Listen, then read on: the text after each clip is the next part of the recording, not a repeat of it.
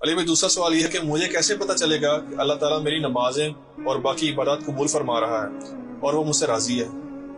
اس کا کوئی دنیا میں تو تھرمامیٹر نہیں ہے، ٹھیک ہے جی۔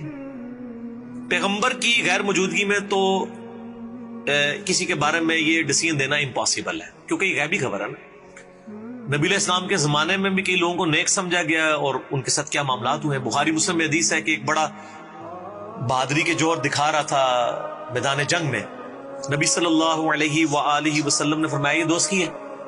ایک صحابی کہتے ہیں مجھے وسوسہ ہے یہ کیسے دوست کی ہو سکتا ہے، تو اتنے جوہر دکھا رہے ہیں۔ تو میں اس کے پیچھے لگ گیا تو دیکھا اینڈ پہ اس نے خودکشی کر لی، تلوار زمین پہ کھڑی کر کے زخموں کی تاب نہ لا سکا تو اس نے اپنے آپ کو قتل کر لیا۔ تو وہیں سے انہوں نے لگایا صدق رسول اللہ صلی اللہ علیہ وآلہ وسلم، نبی علیہ السلام نے سچ کہا تھا۔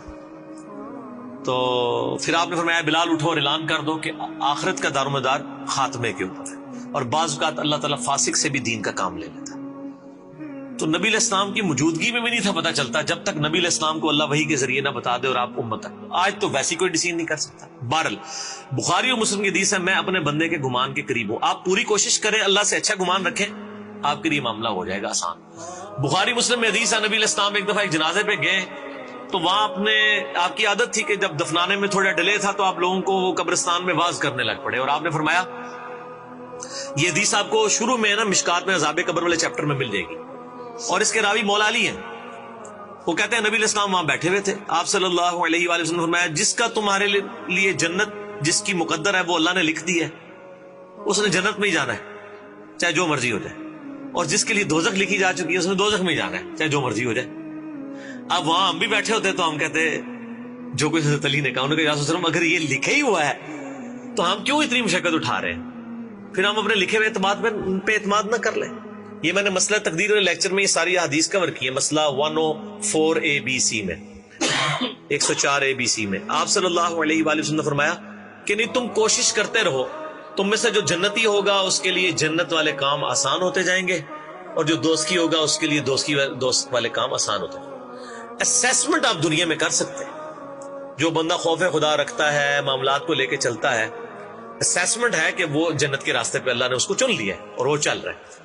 وثوق سے تو نہیں کہہ سکتے، کسی کے بارے میں بھی نہیں کہہ سکتے سوائے جن کو بائی نیم نبی علیہ السلام نے بشارت دے دی ہے، عشرہ مبشرہ کو یا اصحاب بدر کو یا اصحاب شجرہ کو اصحاب احد کو، وہ معاملہ علیحدہ ہے۔ بعد میں تو آپ کی ساری اسیسمنٹ ہے۔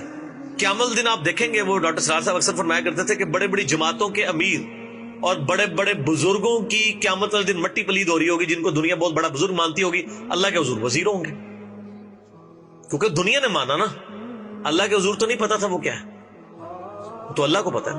تو دنیا میں آپ صرف اسیسمنٹ کر سکتے ہیں کسی بندے کے بارے میں، ڈیفینیٹلی تو کچھ نہیں کہہ سکتے۔ باقی صحیح مسلم میں حدیث ہے کہ نبی علیہ السلام سے ایک صحابی نے کہا یا رسول اللہ بعض کا انسان اچھا کام کرتا ہے تو انسان کو خوشی محسوس ہوتی ہے، تو آپ فرمائیں یہ اللہ کی طرف سے تائید ہے۔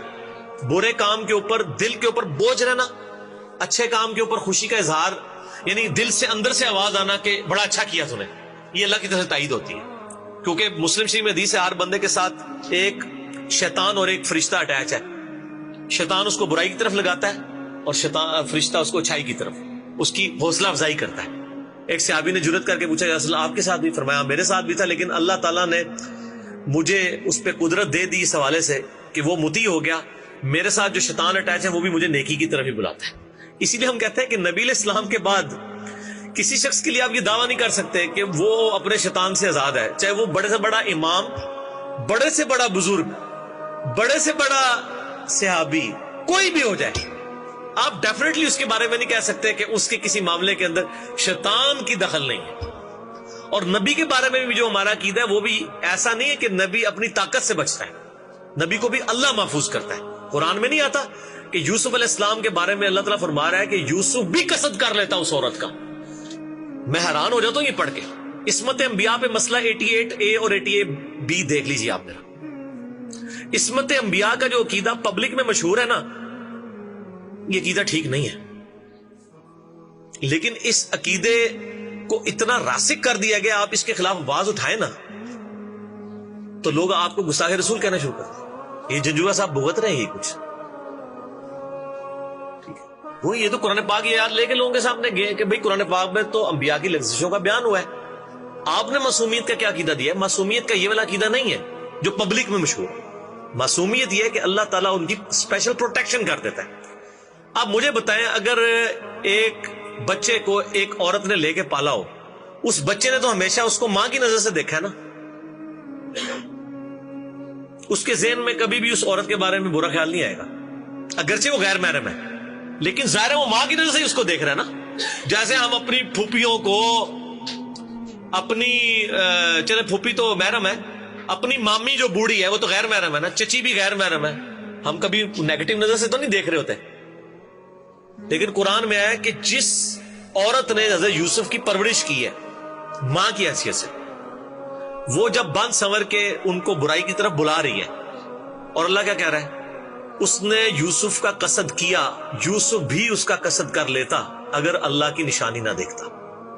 سمجھ سے باہر ہے کہ وہ اپنی ماں کا قصد کر لیتا. ماں تو تھی، ماں کی نظر سے دیکھا. یعنی عورت کا فتنہ اتنا بڑا ہے، اسی لیے نظروں کی حفاظت کا اور یہ معاملات کا کیا گیا. میرا مسئلہ نمبر 161A ہے، نظروں کی حفاظت اور غض بصر کے اوپر ڈیٹیلڈ 17 حدیث بخاری مسلم سے میں نے اس حوالے سے بیان کی ہیں. یہ بہت بڑا فتنہ ہے اس حوالے سے. ٹھیک ہو گیا جی؟ چلیے بھائی، اسی میں ضمن اور اس میں وہ حدیث میں مسلم شریف کی دوبارہ کوٹ کر دوں کہ آپ علیہ السلام نے فرمایا کہ مومن کے لیے گناہ ایسا ہے، چھوٹا سا گناہ بھی گویا اس کے سر پہ کسی نے پہاڑ رکھ دیا، اور منافق کے لیے ایسا ہے کہ ایک مکھی تھی بیٹھی تھی اڑا دی. ہوں تسی ذرا پہلے سوال لاؤ نا جڑے پوچھتے بھی ہو کہ کیڑا چھوٹا وڈا ہے. میں کہنا جی بندہ اس تو پہلے تے جناب جڑا نا کرنا تو دھواں نکلنا چاہیے سوال کرنے تو پہلے کہ چھوٹا کیڑا تے وڈا کیڑا ہے. بھائی گناہ گناہ ہے، دیٹس آل. اسی لیے قرآن پاک میں ان چیز کی تفریق نہیں کی گئی نہ حدیث کے اندر. میں آپ کو چیلنج کرتا ہوں کہ قرآن و حدیث میں صرف کبیرہ گناہ گنوائے گئے ہیں. چیپٹرز بھی بنے ہوئے ہیں نا حدیث کی کتابوں میں، اس میں بھی آپ دیکھیں کبیرہ گناہوں کا بیان، صغیرہ گناہوں کا بیان، کوئی بھی چیپٹر ہی نہیں ہے اس کے اندر، کہیں بھی نہیں ہے. کیونکہ گناہ ہے ہی گناہ ہے. کبیرہ بتایا گیا کہ گناہ سے تو بچنا ہے، کبیرہ کا ہے اتنا ذرا زیادہ دھیان نال بچنا جائے. اس لیے چھوٹے گناہوں کی لسٹ نہیں بنائی گئی ہے. سمجھ آئی بات کی؟ ورنہ لوگوں نے کہا ایسے کر لو. ہاں قرآن میں ہے کہ جو بڑے بڑے گناہوں سے بچتے ہیں الا اللمم، ہاں چھوٹے بہت. الا اللمم کیا ہوتا ہے؟ الا اللمم یہ ہے کہ انسان سے بعض اوقات یعنی بے دھیانی میں کسی کا دل دکھا دیا، انٹینشن نہیں تھی. یعنی بیوی نے کوئی بات کی اور آپ کسی اور موڈ میں بیٹھے تھے اور آپ کہتے ہیں چپ کر جا اس ٹائم، یہ گناہ ہے. دل دکھا دیا نا، لیکن آپ کی انٹینشن نہیں تھی. چلے آپ کو صغیرہ گناہ بتا دیا، یہ صغیرہ گناہ ہے. ٹھیک ہو گیا؟ تو اس سے بچیں. یہ نہیں کہ کرنا شروع کر دیں، ورنہ آپ کی بیوی بھی اس ویڈیو کو دیکھنے کے بعد کرنی شروع کر دے گی کہ خیر ہے چھوٹا ہی بھائی معافی مانگ لیں گی. لیکن ایک بندے کی عادت ہے کہ وہ ہر معاملے میں اپنے بیوی کے ساتھ لڑتا ہے، اس کو گالیاں دیتا ہے، تو پھر یہ کبیرہ گناہ ہے، چھوٹا نہیں رہا. اور صحیح مسلم میں حدیث آپ صلی اللہ علیہ وسلم نے فرمایا، اے میرے صحابہ جانتے ہو مفلس کون ہے؟ صحابہ نے کہا یا رسول اللہ، ہم تو مفلس اسی کو سمجھتے ہیں جس کے پاس دنیا کا مال و متاع نہ ہو. آپ نے فرمایا میری امت کا مفلس وہ ہے جو پہاڑوں کے برابر نیکیاں، روزہ، حج، زکوٰۃ کی لے کے آیا قیامت والے دن، لیکن اس حال میں آیا کہ دنیا میں کسی کا دل دکھایا تھا، کسی کو ڈانٹا تھا، کسی کا خون بہایا تھا، اور کسی کو یعنی برے اندیشے کے ساتھ دیکھا تھا، خوفزدہ کیا تھا، کسی کو تھپڑ مارا تھا. اور وہ قیامت دن آئے گا کہ یا اللہ آج مجھے بدلہ چاہیے. اور قیامت کے دن کا بدلہ یہ نہیں ہوگا کہ یا اللہ نے منو چانڈ ماری سی تے اے لو منو ہی مار دے، نہ، یہ دنیا میں ہے. آخرت میں تھپڑ کے بدلے میں آپ کو نیکیاں دینی ہوگی، تھپڑ نہیں. اللہ تعالیٰ فرمائے گا کہ اس کی نیکیوں میں سے اتنی لے جاؤ، ایک تھپڑ کے بدلے اتنی. ٹھیک ہے؟ اور مجھے جب کبھی غصہ آتا ہے نا تو میں اپنی بیوی سے کہتا ہوں میں تیری 100 فجر دیا نمازاں لینی نے، جو کچھ کیتا تاں میں چھوڑا گا تو لینی بھی فجر والیاں نے. پاریاں ہوندیاں نے نا، ٹھیک ہے؟ خالی بزرگ نہیں پارے ہوندے، نیکیاں بھی پاریاں ہوندیاں نے. تو نبی علیہ السلام فرماتے ہیں کہ وہ نیکیاں لے جائے گا، پھر ایک اور آئے گا وہ بھی نیکی لے جائے گا، ابھی بھی لوگ باقی ہوں گے حتیٰ کہ اس کی نیکی ختم ہو جائیں گی. اللہ تعالیٰ فرمائے گا اب اس طرح کرتے ہیں کہ ریورس ایکویشن شروع کر دیتے ہیں، کیمیکل ریئیکشن ریورس ہو جاتا ہے. جو لوگ اب حق لینے کے لیے آ رہے ہیں وہ اپنے گناہ اس کے کھاتے میں ڈالتے جاؤ. یہ نیکیاں تو نہیں دے سکتا نا، تو آڈے دے ہو لے کر آنا، میں یہ دے کھاتے چ پاؤ. کرتے کرتے کرتے اس کو اونا منہ دوزخ میں پھینک دیا جائے گا. تو یہ معاملہ اتنا خطرناک ہے. ٹھیک ہو گیا؟ اچھا علی بھائی، اس میں یہ بھی ایک بات ہے ضمن کہ عبادت میں سکون آ جاتا ہے اس حوالے سے. کیا؟